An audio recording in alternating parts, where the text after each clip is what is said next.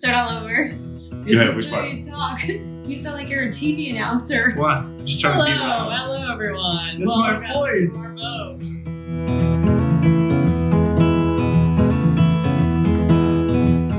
Hello everybody, welcome to our channel. I'm Alex. I'm Araceli. And this is Streamin' Dreams.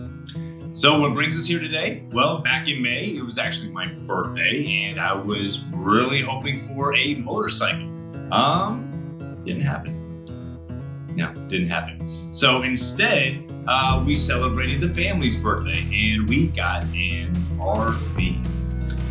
And not just any RV. We went in to look at the pop-up trailers and we came out with our dream RV of an Airstream. Our dream. Our dream 27-foot Globetrotter Airstream.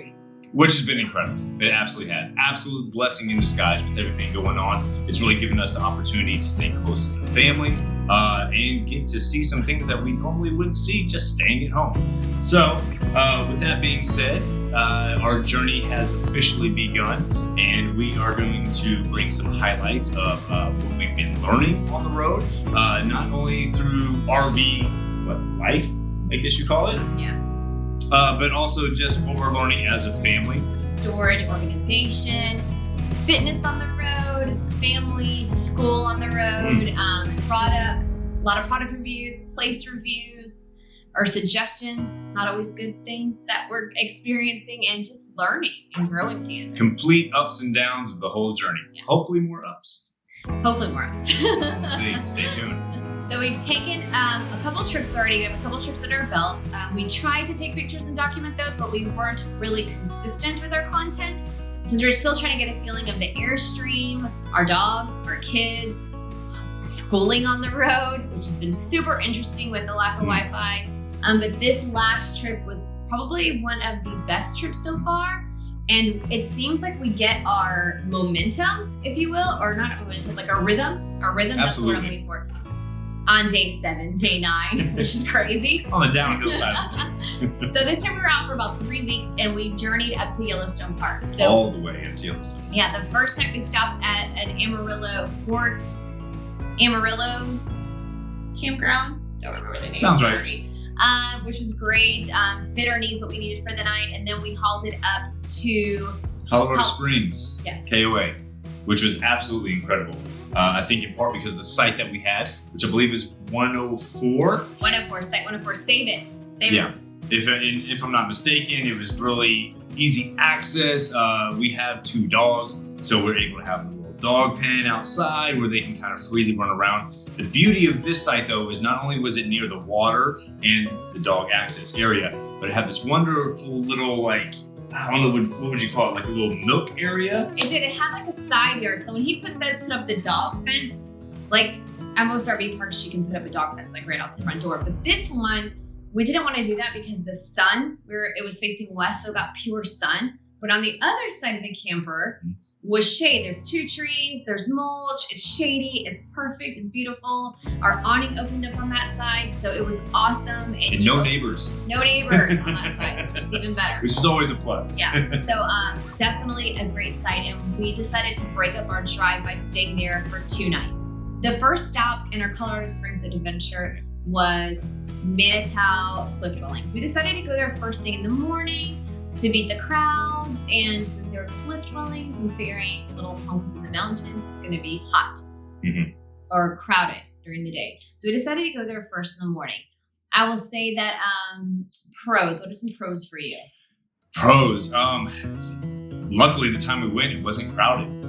It was relatively inexpensive, which was kind of nice. Especially when you are on these trips, you are definitely trying to find ways to save a little money here and there because the campsites can get kind of pricey depending on which route you take. So definitely that, I mentioned the crowds, or lack thereof, which was very nice. You know what, it was really quick. The pictures that we saw beforehand were very beautiful, but with 2 kids, sometimes you kind of gauge the amount of time that you can kind of keep their attention. So this particular attraction allowed us to kind of go in, still keep their excitement and their interest as well. It was really great showing the kids how the ancient Pueblo people lived. It was great because they got to see how they lived without electricity, without sheetrock walls, without real kitchens, Air conditioning, plumbing. And just the simple things of comfort, teaching them why they built things in the mountains, why they built their homes, nothing, because their homes in the mountains for coolness, protection from the weather, the elements. We really want our children to have a grasp of different cultures and civilizations and appreciation for each of them and respect as well. So that was definite pro. And also they had a giant museum, or not giant, it was honestly a super short museum. But they had a lot of artifacts that the kids got to see, what they used to cook, clean, get their food, how they got their food, even down to shoes and clothing, articles of clothing, tools. So we did love that a whole lot, and the kids really enjoyed seeing that. Well, something that was kind of cool, I'll be honest, it's very smart how they did it. You go through a little bit of museum and a lot of gift shop. Did a little bit more museum, a lot of gift shop. So, 2 thumbs up on the design of that place. Very smart. And I just wanted to add the way they were handling their COVID protocols was really cool. I know we were there and it wasn't too crowded, but still it was very interesting. Being in Texas, we haven't really come across this situation, but we have been hyper aware of the way we handle ourselves and being mindful during this. So you do see us in the videos with masks. We always hand sanitize and things like that. But that brings me back to the way they did it at Manitou Springs. We never seen this before. Is before going inside to the museum and to the gift shop, they actually took our name and our phone number. And I had to ask the guy, well, why are you doing this? And he explained that, if someone on this list happens to contract COVID, that they will notify the others that are on that list. So it was kind of impressive to me. I hadn't seen it done before. So just a side note. Yeah, great. And we had a great time. Highly recommend it. Super fast. Very cool. Very fast cultural experience for the kids. Although we will say one big fact that we're missing is that the cliff dwellings are actually hundreds of miles southwest near the Four Corners is where where they were actually living, the ancient Pueblo people. They just recreated the one in Colorado Springs. So although it's a little bit of a disappointment. So although I know it was, but it's a replica, which is still a good way to introduce the culture. Beautiful replica. To your family, your children, or yourselves. Okay? Absolutely. Check it out.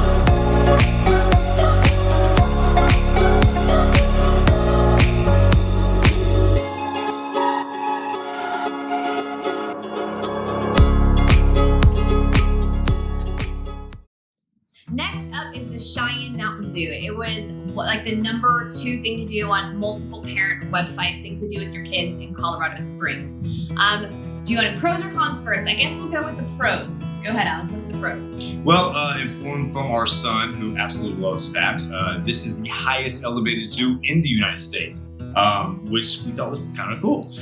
It was absolute stunning views up there. Remember, like the elephant area? Yeah. They had elephants on the side. You could pan around. They've gotten a shot of that.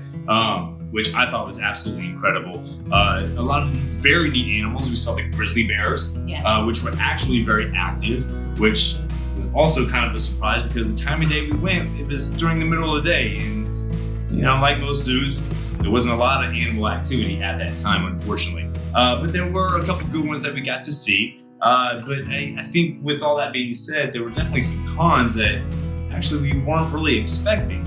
Okay, so the con that we weren't expecting, I wouldn't even say it's a con necessarily, but our kids were so pumped up, so hyped to go to the zoo. It's been a couple of years since we've been to the zoo as a family. When they were really little, they loved it.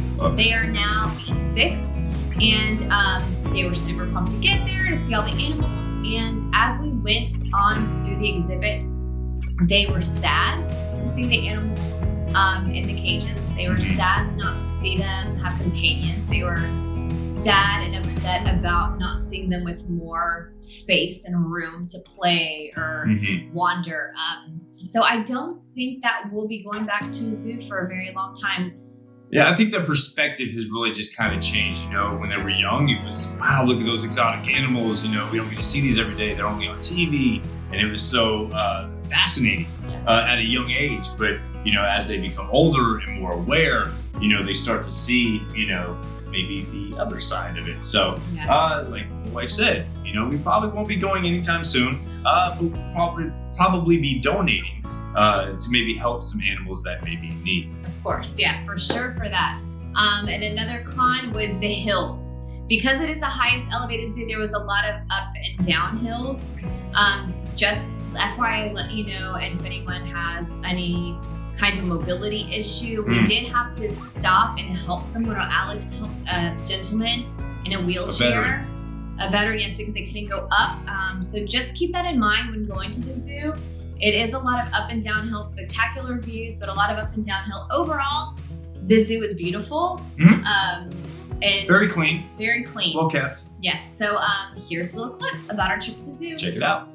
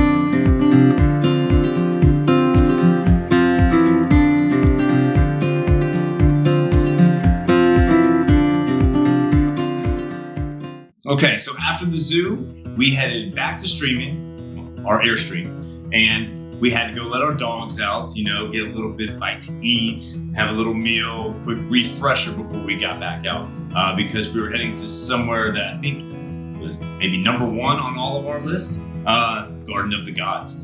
Very cool, very beautiful. Views absolutely incredible. As soon as we drove up there, we got in the parking lot, started walking down a little bit, and we looked over to the right, and there was like a small herd of bighorn sheep. Yes. Absolutely cool. It was so cool. They were 7 or 8 of them. Yeah, and they were walking on the tiniest ledge of rock, which is something you just see like in TV or in the movies. So it's pretty cool for the kids to see. Absolutely cool. Yeah. The cons of Garden of the Gods for me and for like the kids was our comfort level with how packed it was. The heat and how packed it was. We waited, I think, too long in the day. We should have done, we should have gone there probably first in the morning. Sunrise or sunset, yes. I think would have been an option. Okay, yeah, that's probably even better. Maybe sunset then. But we went there too late in the day. It was so hot and it was overcrowded, like too crowded for comfort. The kids were comfortable. I wasn't comfortable. there was just too many people. So we kind of zoomed our way through there, which is, you'll see in the video, we were like power walking throughout most of the park. Extra exercise. Yeah, exercise and power walking, had our little hands and fists and everything, because that's how uncomfortable we were to be. Just, it was just crowded for us, but it was beautiful. We do want to go back. We want to spend more time there, like at least 2 days. So we can bike it, so we can hike more. Picnic.